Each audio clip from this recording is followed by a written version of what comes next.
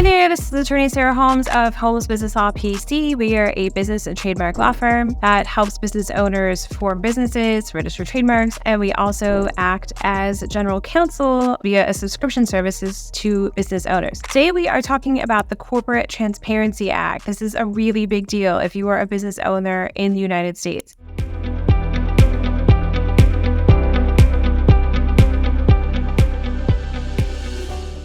If you own a business entity in the U.S., let's say you own an LLC or you own a corporation, there's a new federal law that has come into effect that you have to now report the beneficial owners or people that have substantial control over your business. What does this mean? This means that basically we had people coming to us in the past that would say, hey, I don't want anyone to know who owns my business. I'm going to go set it up in, for example, Wyoming, where I can be anonymous. There were a couple of states that allowed for anonymous business ownership. That's not changing because those are state-by-state rules. So theoretically, you can still go to Wyoming or another state or two, file an LLC, and not have to disclose who really owns that LLC. But that's just for that state. The new federal law, though, is federal in nature, which means it covers all 50 states. And this requires all business owners to disclose now anyone that has more than 25% ownership of the business or anyone that has substantial control over that business. So as far as that anonymous business ownership, you are not going to be able to get away with that